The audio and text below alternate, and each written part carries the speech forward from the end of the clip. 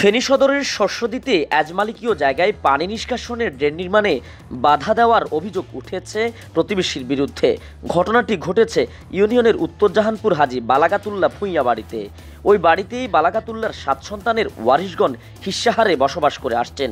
পূর্বপুরুষদের আমল থেকে বাড়ির পশ্চিম দিকে এজমালিকীয়ভাবে 3 হাত রাস্তা রাখা হয়েছে, যা দিয়ে বাড়ির সকলের পানি চলাচলের জন্য ড্রেনও রাখা হয়েছিল।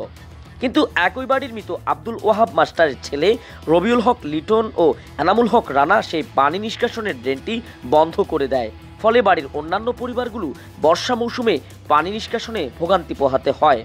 সম্প্রতি বাড়ির সকলে মিলে নতুন করে ড্রেন সংস্কারের উদ্যোগ নিলে বাধা দেয় এনামুল হক রানা। তার দাবি, ওই বাড়ির মৃত সরওয়ার উদ্দিনের সীমানা প্রাচীর ভেঙে একটু রাস্তা প্রশস্ত করে দিলেই সে ড্রেন নির্মাণে আর কোনো বাধা দেবে না।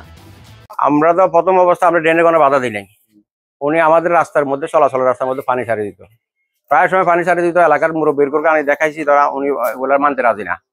উনি ড্রেনটা থাকবে এভাবে। আমি বলেছি যে বেড়াটা আপনারা সরাই দেন, আমাদের বাড়ির মধ্যে যখন গাড়ি আসি আমরা ঢুকতে পারি গাড়িটা। উনি রাস্তাও সরাবে, ড্রেনও ক্লিয়ার করবে, আমরা তো দোনোটা দিয়ে দিয়েছি। এখন বেড়াটা সরাইছে সাময়িক, যদি গাড়ি রাস্তা যদি ক্লিয়ার না হয় তাহলে আপনাদের মতামত কি আমি তো নিজে বুঝতেছি না যে আমাদের একটা গাড়ি রাস্তা ঢুকতে হবে বাড়িতে। অপরদিকে মৃত সরওয়ার উদ্দিনের পরিবারের দাবি, পূর্ব থেকেই রাস্তাটি 3 হাত রয়েছে, এর বেশি তারা 1 ইঞ্চিও দেবে না। কিন্তু রানারা তাদের সীমানা প্রাচীর ভেঙে জোর করে রাস্তা নির্মাণের চেষ্টা করে। তার একটি প্রমাণ একটি ভিডিওতে দেখা গেছে। এই ঘটনায় বেশ কয়েকবার সামাজিকভাবে সালিশি বৈঠক হলেও কোনো কুলকিনারা করতে পারেনি সালিশদাররা। এ বিষয়ে ভুক্তভোগীরা একাধিকবার থানায় অভিযোগ দিলেও কোনো সুরাহা হয়নি। এমন পরিস্থিতিতে তারা প্রশাসনের সহযোগিতা চেয়েছেন। আরে সরিসীম জায়গা আমার দলিলে আমার শ্বশুরের বাগে আমি পাইছি, আমার দেহার জায়গা এজমালিকের ক্লিয়ার আছে, আমি ক্লিয়ার রাখছি। বাকি জায়গার ভিতরে আমি বেড়া গড়া দিয়ে পর্দা দিয়ে আমি একটা গৃহিণী বসবাস করি। এরা সিএনজি ঢুকানোর জন্য আমার বেড়াগুলারে সোলাই বোলাই তিনবার সোলাইছে। একবার চলাইছে আর আমি চেয়ারম্যানের কাছে বিচার দিছি, চেয়ারম্যানের বিচার এরা মানে না। পরবর্তীতে চলাইছে আর আমি এই পল্লী আদালত ফেনী থানায় মডেল থানায় আবেদন জানাইছি এবং দরখাস্ত দিছি, সেখানে তারা মানে না।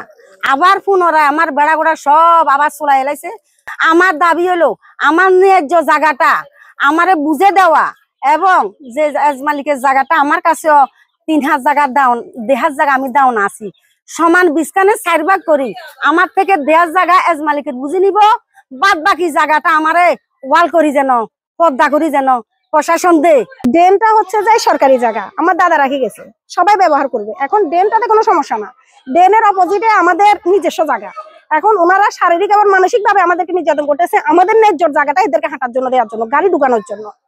এখন আমরা ন্যায্য পথে আছি এবং দলিলের জায়গায় আছি, অপোজিট পক্ষরা এজমালিকের জায়গা দখল করে আছে, তাদেরকে কিছু করতেছে না, তারাও জায়গা ছাড়তেছে না, কিন্তু আমাদের কাছে খুব করতেছে। আর এখন তো আপনারা ভিডিওতে সব দেখছেন, হাঁটাহাঁটি করে সবকিছু দেখছেন, আমরা কি পরিবেশের ভিতরে আছি, আমাদেরকে কি পরিবেশের ভিতরে তারা আটকে রাখছে।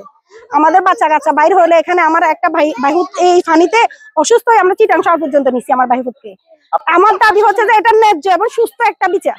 আমরা ভাঙচুর নিয়ে থানাতে জিডিও করছি একটা, কিন্তু পুলিশ এই পক্ষে এক কথা বলে, এই পক্ষে কিন্তু কোনো রায় দেয় না।